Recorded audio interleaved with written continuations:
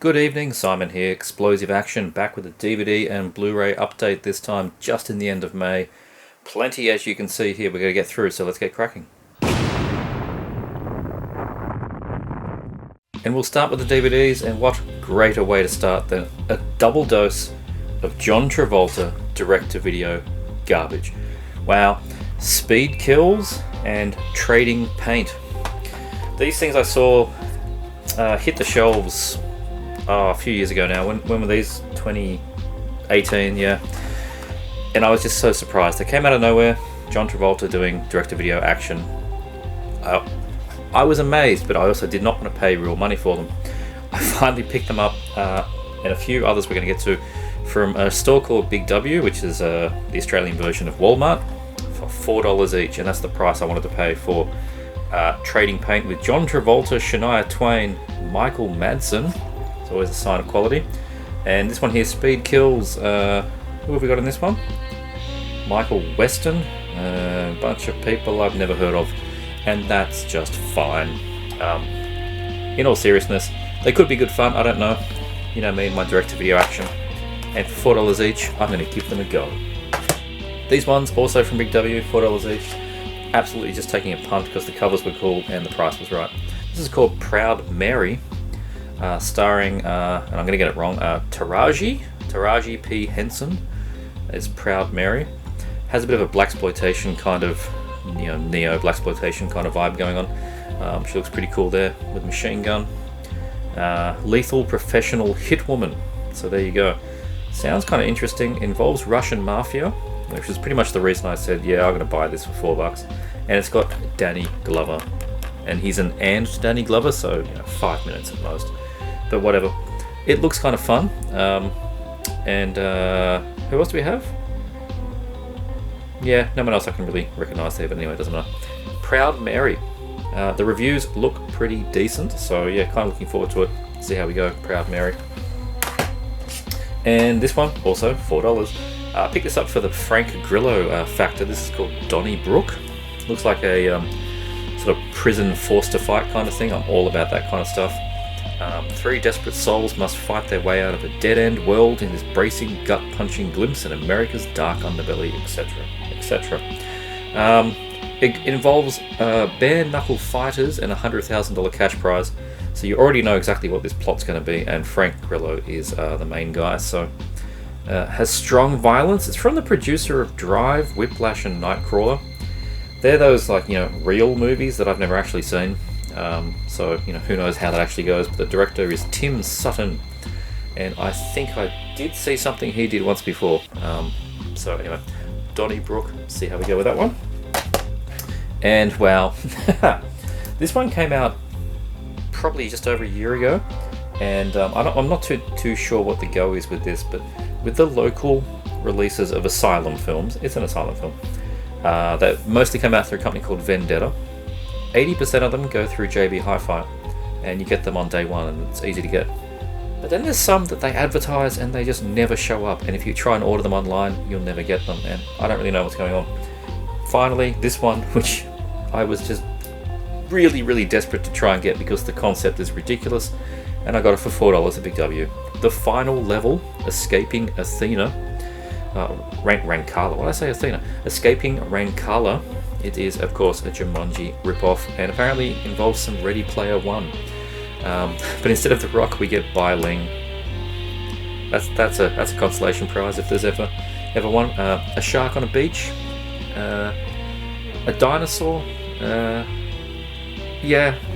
Oh man, this is going to be so fun and terrible. Dangerous creatures and a warlord who will stop at nothing to keep them in the game to make them part of his army. Oh man, 84 minutes. I wonder how long it's going to take me to get through this in 84 minutes. It's going to take a lot more than 84 minutes, I think, to get through it. But anyway, The Final Level, Escaping Rancala.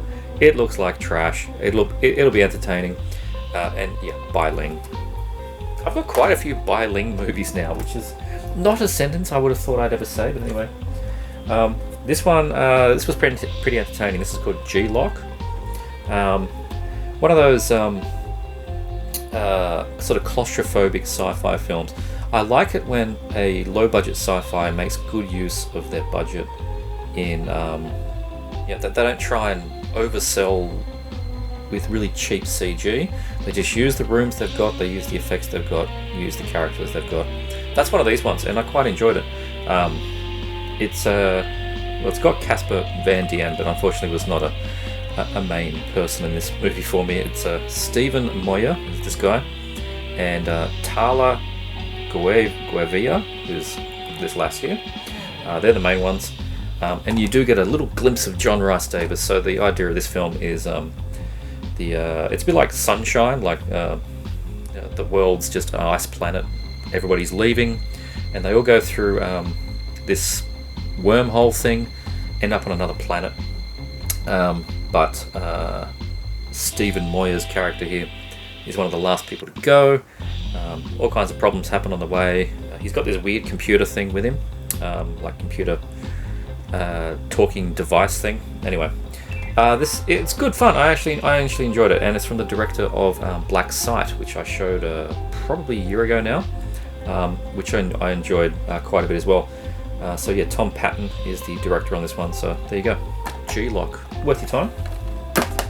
This one I got purely for the cover and the R rating. Not even going to hide it. It's called Triggered. What a great name as well. Your countdown has begun. High impact violence. I've said it before. To get an R rating in Australia, you've got to be doing something right. Most American Rs get an MA 15 here. To get an actual R18, you're chopping off heads. This one seems pretty good. It's your Saw kind of thing, with all these people that wake up with counting clocks around their necks, and they realise that if they kill each other, they can take each other's time away to give them more time to live. So there's a nice plot device for you, and there you go, Triggered. It looks really fun. It's had some decent reviews, so yeah, I'll check out Triggered, and that's the last of the DVDs. On to the first pile of Blu-rays now, and the first one, I finally caved in. Extra the Mutilator recommended this not once, but twice. Officer Down. This seems incredibly entertaining. Heavy violent action is what I'm going to be getting from this film. It is apparently about this cop who just keeps getting resurrected from death, and goes on a bit of a rampage. It seems pretty amazing. If you thought Deadpool was sick, you ain't seen nothing yet. Well, there you go. Hardcore griminess, hardcore griminess that's punishingly powerful. I don't like that quote. That's a pretty terrible quote. But anywho, I'm not too sure of the people in this film. Don't think it really matters. No, don't know any of them. Anyway, Officer Down got recommended to me by Extra multiple times. He's talked about it multiple times. I think he's purchased it multiple times, so I had to finally get it. The price dropped, and I grabbed it. Officer Down. I will be watching this one soon because Extra says it's good. Next one. A lot of these have been in my I'll get to them soon basket, and that time was finally now. So I've been holding off on a lot of these for a while. Death Before Dishonor. I've been wanting to see this film for a very long time. There was a DVD that I think it was Anchor Bay. It was like a double feature thing, and I always wanted to get that, and it never ended up happening. Then this Blu-ray was announced 2 or 3 years ago.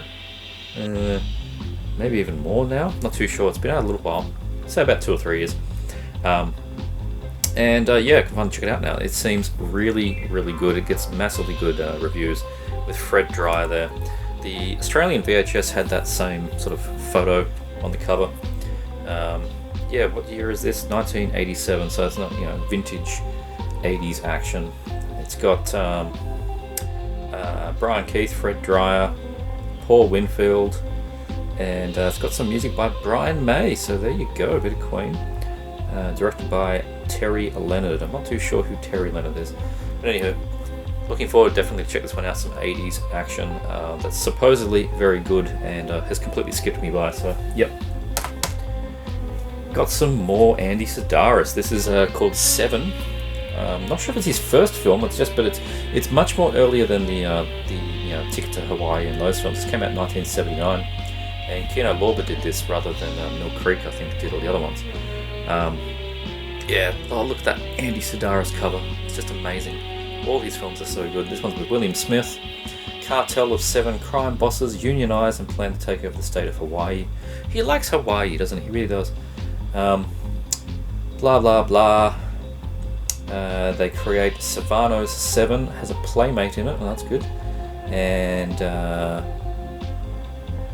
who? Art Matrano from Police Academy 2. Well, there you go. And anyway, I'm going to stop trying to read that. 7 looks like good fun, just like any of the other Andy Sidaris films. Double-sided. I didn't think much of this is the original cover. I didn't think that was too good, so I flipped it. Flipped cover is much better. 7. Yeah. 1979. 101 minutes. It's quite long for a Sidaris. I'll be checking that one out. These two, of course, I've seen a million times. As I said, like, this is so much of these have just been in the I'll get to them eventually pile. These have not had Australian Blu-rays. Don't know why. These have not had Australian DVDs in widescreen. Like, ever. Finally, Schwarzenegger's Twins and Kindergarten Cop. As far as I'm concerned, they're both classics. I don't need to talk about these very much. This is, you know, it's a comedy. Obviously, it's got some great lines. It's still pretty good on the action. It's actually towards the last act of this film. It's pretty brutal action in this film. I certainly wouldn't be showing this to, you know, my kid just because it's got kids in it. Definitely not. It's still a great fun film, and you know, transfer's great. Twins. Always like this one as well. This is a bit more of a comedy. It's got a little bit of the action in there, but it's a bit more sort of incidental. But yeah, it's classic stuff. Yeah, Ivan Reitman and Ivan Reitman. Don't know why they come on different labels, but Shout did Twins and just a standard Universal disc on Kindergarten Cop. So let me try and work that one out. Well, they are both Universal, so I guess Shout just licensed one of them anyway. Very cool. Very happy to upgrade. Finally get these in widescreen, and HD is a bonus. Very cool. Now this is not so cool. I don't know what happened here. This is the new Tourist Trap Uncut, finally, from Full Moon. Full Moon's released this thing about 27 times. Each time they've done it, you know, people have said it's not uncut, and there've been complaints about it, all that kind of thing. And they finally did. It is supposedly uncut, all in HD. Hooray. This arrived today. Look a bit funny to you? Yeah, that's because it's water damaged. I don't know what to say. It was incredibly strange. So this was in a package with about 5 of the other ones. They're all fine. The shrink wrap for this was fine. What had happened, I think, is the sleeve inside was water damaged before Full Moon sent it to Amazon. That's what I think's happened. Or maybe the shelf it sits on at Amazon got flooded. I don't know. But it's very, very annoying. You can see the damage there.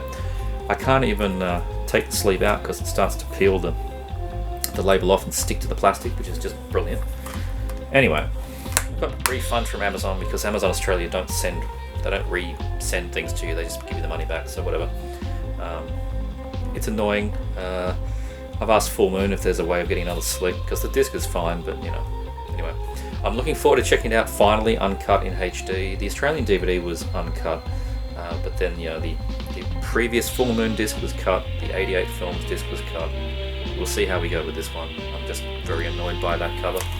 Oh well. Olaf Ittenbach's No Reason. Not sure what possessed Unearthed to pick this one up. It's from 2010. I haven't seen this Ittenbach before. I've seen plenty of his films before. If you don't know, he's basically a German gore director. The plots in the films are very thin. The acting is below feeble. This one is in German with English subtitles.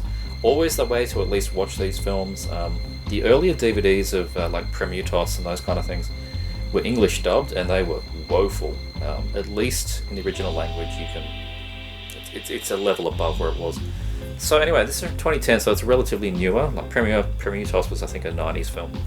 No idea what this is going to be like. Yeah, I don't know anything about it. I just wanted to grab it because it's some more Ittenbach. And Unearthed have been really good at putting out stuff lately, so yeah, like to support them. They put out cool things. See what it's like? No reason. No reason it won't be good. Ta-da! Werewolf on Wheels. Ooh, Werewolves on Wheels, though I understand there's like barely one werewolf in the film. That's probably him there. Anyway, I bought it because of the cover. I'm not lying. It seems ridiculous. I think I've heard it's terrible, but the price was right, and it's got werewolves, or at least one. Yeah. The Devil's Advocates, an outlaw gang of Harley-riding hellions. Sounds pretty good. Troll the dusty highways of American Southwest in search of the next great kick. Displacing a pair of rednecks unfriendly to their lifestyle, the gang encounters a cloistered sect of satanic monks. Here we go. Led by the high priest. Mass drugging, ritual sacrifice, topless snake dance, you say. Scene clearing fist fight ensue, but it's too late. The spell has been cast. Werewolves on Wheels. Well, it sounds good. We'll see how we go. It's a Code Red. This is actually interesting. So the new Code Reds are actually now wide release. It's taken 15 years, but Bill Olsen's finally recanted and let some real labels actually, put a UPC on the thing and sell it through shops. It's got a Shout logo and Code Red. Bill has said in the past, Shout Factory, steal all my movies, that kind of thing. So it's just amazing to see their logo on his release. Anyway, the special feature is a brand new HD master. That's the special feature. Oh dear, and Code Red trailers, which are sometimes interesting because they occasionally do drop a film in there that Code Red might release one time in the future. They've been teasing so many films. The Farmer being one of them in their trailers for so long that not always guaranteed to come out. Anyway, don't think this was reversible, no. And it's, the case got a little bit cracked by Amazon. Thank you so much. We will check out Werewolves on Wheels. What year is this from? 1971. That's actually pretty early. See how we go. Alright, the next one. Zoltan, the Hound of Dracula. I've heard about this film for years. It's always been something I wanted to watch.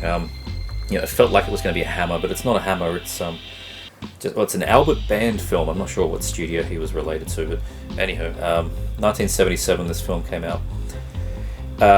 There's more to the legend than meets the throat. I like that. Russian army unearths the vault of Dracula. They accidentally unleash his undead human slave. The Count's vampire hellhound Zoltan. Oh man, this is going to be great. It's got a double cover.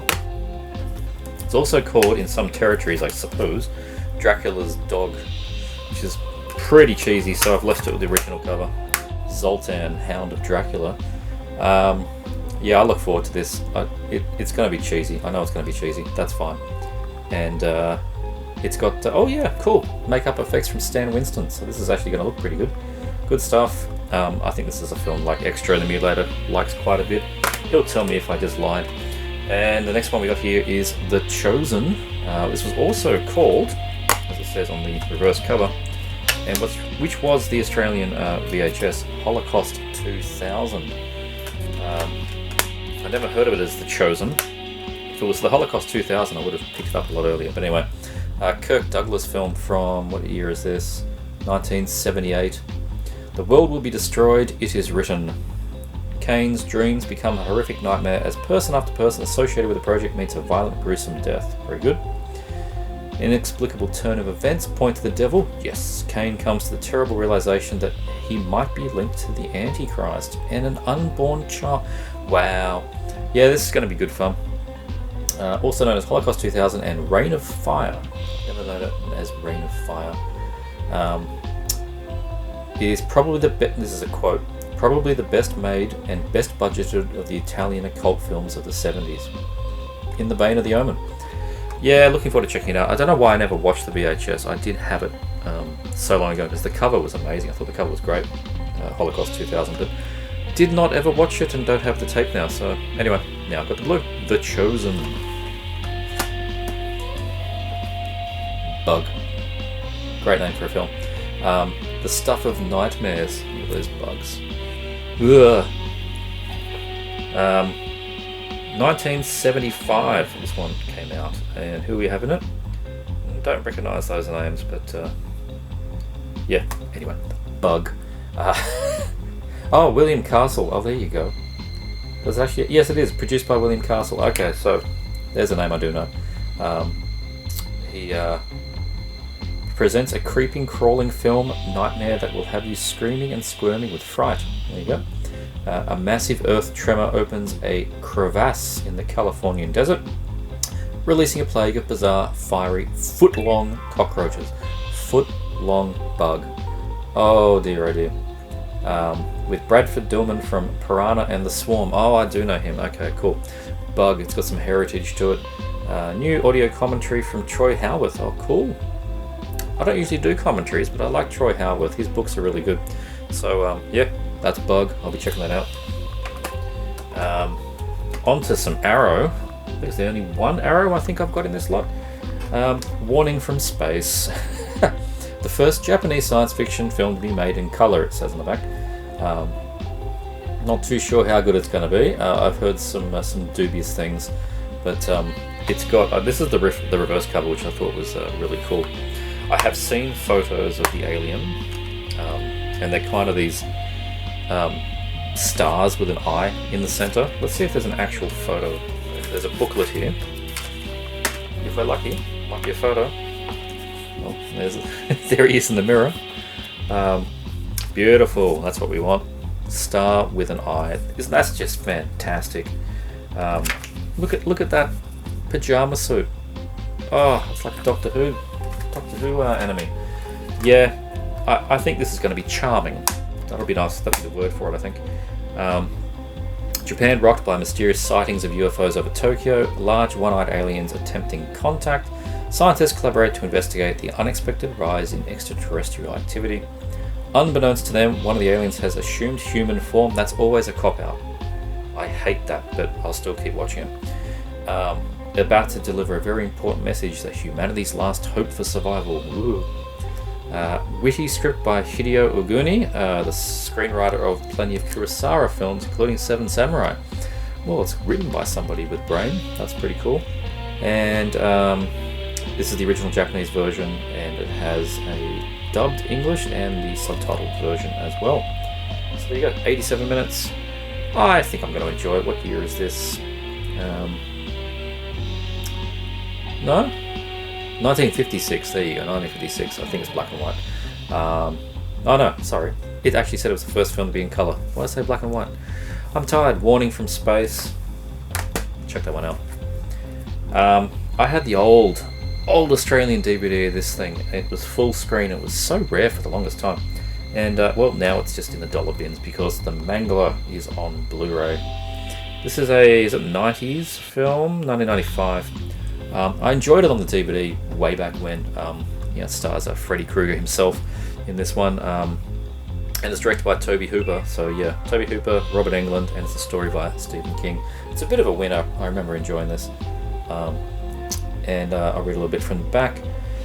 Based on his short story, White Knuckle Chiller follows a cop, Ted Levine, from Silence of the Lambs, as he investigates a series of grisly accidents, uncovers a deadly town secret that has been hidden for years, a terrifying entity that threatens to destroy everything in its path. Time running out, a young girl's life in the balance. He races to destroy the beast before it's too late. That's the Mangler. That's the reverse cover. I thought that was much cooler than the original, which is basically the same as that disc. I thought it was kind of bland. So yeah, flipped it. Cool. The Mangler from 1995.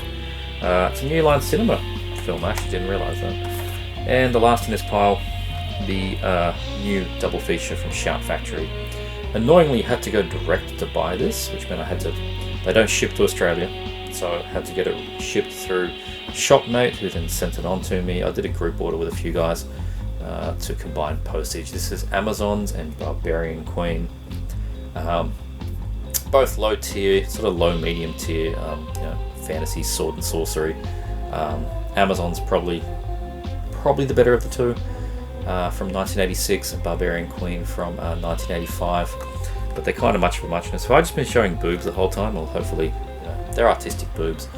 And this isn't Facebook. It's not going to get zucked. Hopefully, YouTube's gonna let me keep some boobage. Yeah, I was just happy to be able to upgrade this one. The Amazon's DVD was an old New Concorde full screen thing. And Barbarian Queen was no better. So yeah, both here in widescreen and remastered. Very nice. Just annoying that the way I had to import it. Some cool photos there on the back. It's got deleted and alternate scenes for both of them and theatrical trailers. Nice to have some extra scenes. Yeah, happy to have this one. Amazon's Barbarian Queen. Well, it's not an update without a Lucio Fulci film. So we have Manhattan Baby. Been out for a couple of years, this one, on Blue Underground. It's not his best, but it is an enjoyable one. It's sort of middle level, I think. It does get a bit of a bum rap. It's not, Zombie Beyond, City of the Living Dead, but it's not it's not terrible either. So yeah, Manhattan Baby.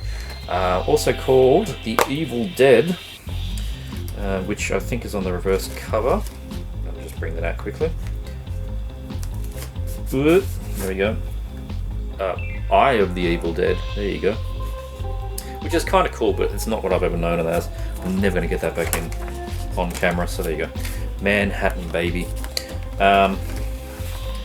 It's one of his supernatural type ones from 80. When is this? Yeah, I can't find a year on it, but it's sort of mid 80s, I think, from memory. Can't remember. As I said, it's an entertaining one. It's got Christopher Connolly in this film. He was in Bronx Warriors. It's got Laura Lenzi from The Adventures of Hercules 2. Giovanna Frezza from House of the Cemetery shows up in quite a lot of his films. And this was 2016 release. That's how long I've been sort of it's not mandatory Fulci for me. It's good. So I was just waiting to get it for a good price. And it was always quite expensive, these sort of big fat 3-disc Blue Undergrounds are not exactly cheap, so it finally dropped below 40 Australian, and that's what I was willing to pay, which is still a high amount, but it's a 3-disc set.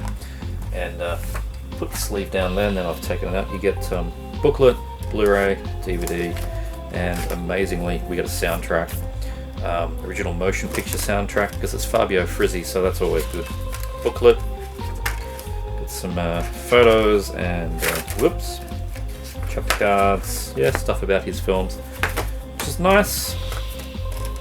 So yeah, happy to get Manhattan Baby on a nice Blu-ray upgrade. I'll re-sleeve that later. On to some films from Massacre. Wow, I'm cautiously going to watch this. I'm really going to have to be in the mood. Mahakal, a Hindi horror film that, as you can sort of see there, completely rips off Nightmare on Elm Street. This film is nearly 3 hours long. That's what I've been told anyway. It's like a monstrously long film. So Mahakal.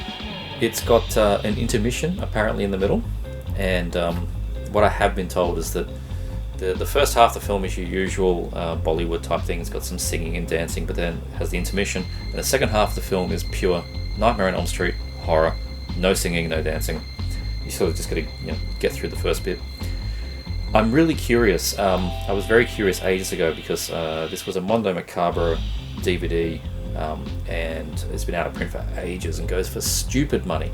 Now it doesn't matter. Massacre has completely remastered it. It's got interview with Deepak Ramsey, and that's pretty much the main thing. It's got English subtitles because it is a film in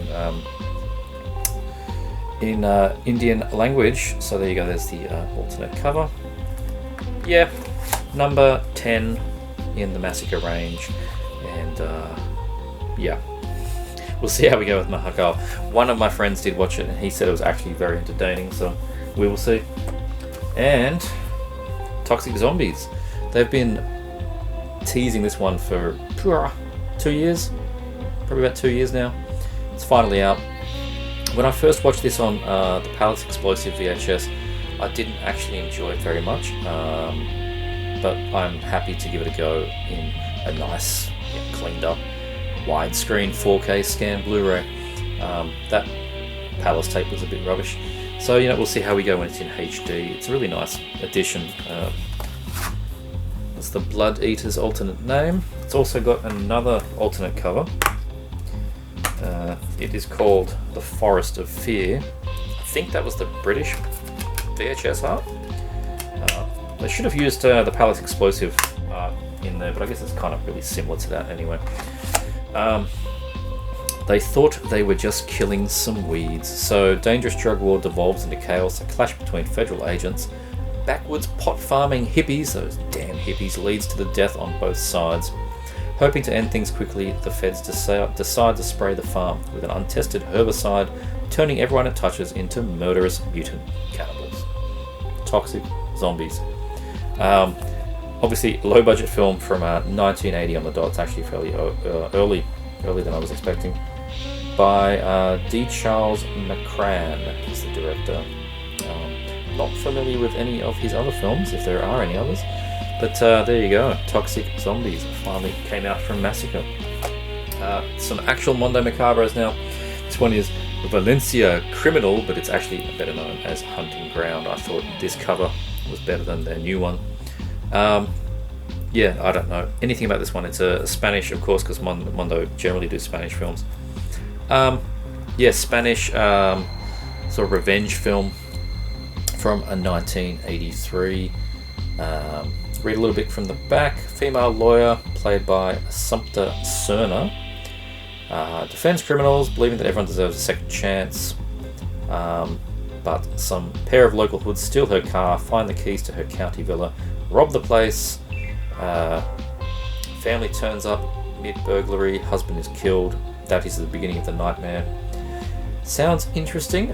Takes a savagely realistic look at the social divide between rich and poor in the big city. That makes it sound a bit too real. I just hope people get shot. Anyway, looks kind of cool. Nice red case from Mondo as well. And get a booklet here on cinema. This is hard to get out. Cinema Quinqui? Cinema Quinqui. I don't know what that references. But anyway, certainly a big booklet of information. Oh, boobage. There you go. So, yeah, that'll be interesting to read. Cinema Quinqui is the Spanish form of what in America is known as JD, or juvenile delinquency cinema films. Right, okay. That makes sense. So, yeah, there you go. I'll be checking out Hunting Ground on Mondo Macabro, limited release. I'm not sure if there's still copies of this one, but if there isn't, the regular retail release will come, as always. And this one is going to be pretty entertaining. This is The Howl of the Devil, with a fleeting Paul Naschy in this as well. 1988, that's pretty late for Naschy. A multitude of roles in this tour de force performance, and one of his last great films. He plays Hector Doriani, a stage and screen actor who feels himself living in the shadows of his dead twin brother, Alex Doriani, latter a once famous star of horror movies. You see, it's a movie about movies with all the characters on there. To keep alive the memory of his father, the boy imagines himself visited by the spirit of the dead man incarnated in a series of classic horror characters from the past. Entertaining. Thought lost. This film is now available for the first time on home video. Wow, I actually did not realise that. That's really cool. It's got some pretty cool looking photos on the back too. This guy looks like he's having an unhappy day. Filmed by Paul Naschy. Interesting. Did he direct it? He did too. Directed and starred. That's nice, and it was one of his last great films apparently. Yeah, so I don't know much about it. I just sort of jumped on the hype train with this one. Get some cool art cards. There you go. It's nice when Mondo chucks in all these things. Can't show you that one. Can show you that one. Very nice. Can't show you the back of that one. My god. And another booklet, which, yeah, aside from the red cases, when you get the special editions, you get a red case, you usually get a booklets and paraphernalia like art cards as well. So if you just want the film, just, you can sit it out and go to Amazon and get the blue cover case in the future. So there you go, brand new 4K scan. It doesn't matter what this was. If it was a Greek VHS, it sounds like this is the first time it's been on anything. So that's cool. Howl of the Devil. This is one, last time I watched this was on VCD, because that's how you could watch it uncut. That is Drunken Master 2. Jackie Chan. Very, very cool that this has got a release now. It's uncut, I believe, and has that ending, I believe. You can go research it if you wish. And yeah, I mean, Drunken Master films from him are really good fun. The sequel's just as good as the first one, as far as I'm concerned. The show's topping final smackdown with bravura touches that include Wong himself turning into a human blowtorch. Ah, yes, I remember that. It took four sober-minded months to shoot. 200 proof excitement. Oh, this is a hard one to read. Anyway, yeah, very happy that Warner Archive have put this out. It's the kind of thing that I'm kind of wondering if 88's also going to put out a super edition at some point in the future, and in which case I'll go and get their edition. But you know, either way, it's very, very, very good to finally get an uncut something better than VCD for Drunken Master 2. Very nice. Speaking of Chan, we have Snake and the Eagle Shadow. This is the new one from 88. Haven't seen this one before. I think I had the Hong Kong Legends DVD but never got around to it. Really nice slipcase, of course. First print runs from them have the slip, the original poster art, which is nice. Kung Fu comedy masterpiece. From what year? What year did this one come out? 1978. I hate how they say it's the comedy masterpiece starring Jackie Chan, brackets, Rush Hour, Shanghai Noon. Out of his entire repository of films, they picked those two bloody things. The star-making film was the first to feature Jackie's trademark mix of mind-blowing martial arts action, but hilariously choreographed slapstick. That's cool, so I will chuck this one on soon. As I said, I hadn't actually ever seen this one, so that's cool. And the extra features on this fold-out poster. Let's have a look at that. I won't fold it out, but let's have a look at what we get in here. Tight fit. Yes, the poster is just the new art and some lobby cards. Nice. And we do get the normal poster custom art in there as well, but why have that when it's on the slip?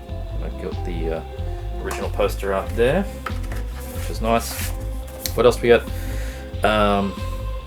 Cantonese mono, Mandarin mono, classic English dub, newly remastered subtitles, audio commentary by Asian cinema experts Mike Leader and Arne Venima,